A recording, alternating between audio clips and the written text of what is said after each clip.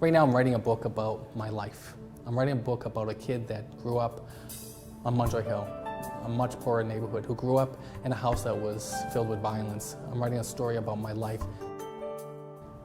Living with my dad on a dirty mattress. We shared a mattress until I was 11 years old. My father was an alcoholic, he was a violent guy.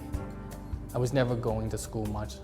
I missed many days of school. We lived in hotels, we bounced around. The expectation for me to achieve anything was minimal. So I'm writing a story about a kid that had zero chances of success. When I got to high school, I was not doing well. I was really insecure. I was cutting classes all the time. My father was really permissive. I didn't have to go to school. So I didn't go to school, so I was truant a lot.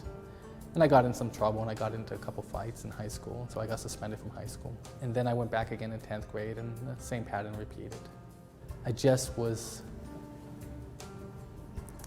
living out a story that I felt like I was less. When we were kids, we used to just laugh, and we really cultivated our skills of being able to take things that were traumatic and use comedy. So I can find the funny in things, I can reframe things. It's a powerful tool, it's a really wonderful therapeutic tool. From a classical psychoanalytic standpoint, comedy is a mature defense mechanism. Early on, I discovered something, and I realized that you can fake it till you make it.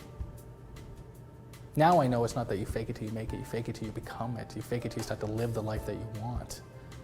But I looked around at the kids that were popular, so I said, I should probably grow my hair out, and I should probably start to wear clothes of kids that were popular, so I got a leather jacket, and I became really popular when I went back to high school.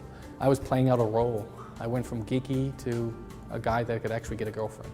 It was all a narrative, it was all a story. So even though I wasn't a psychiatrist at 15 years old, I fundamentally understood how to change your life story.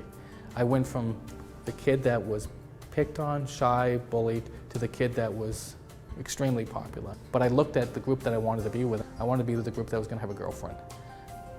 I wanted to be popular. And I started doing really well. So change your life story. The wonderful thing about the brain is that it's plastic. And what I mean by plastic is it changes. Neuroplasticity is a word that you're just starting to hear about in the last 10, 15 years. We used to think that we're born with a finite number of neurons and that things are hardwired, but that's not true. You change. Your story changes and your brain changes. You literally change. I actually had a patient come to me, and he had been seen by multiple psychiatrists. And he came to me with multiple diagnoses: generalized anxiety disorder, panic, depression.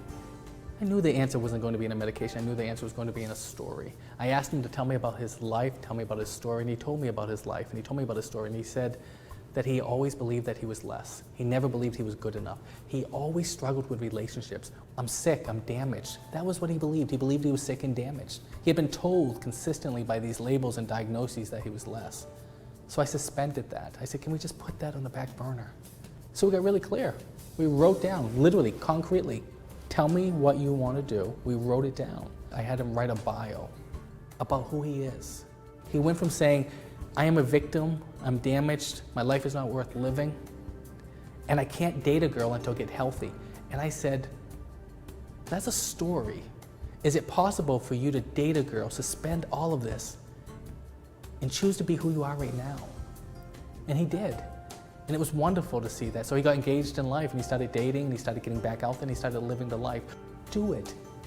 In the process of living the life that you want, you begin to change. You begin to feel and experience the life you want. Give yourself permission not to feel well for now, so hold that there, and engage in the things you want. Behaviorally activate yourself. That's what I do.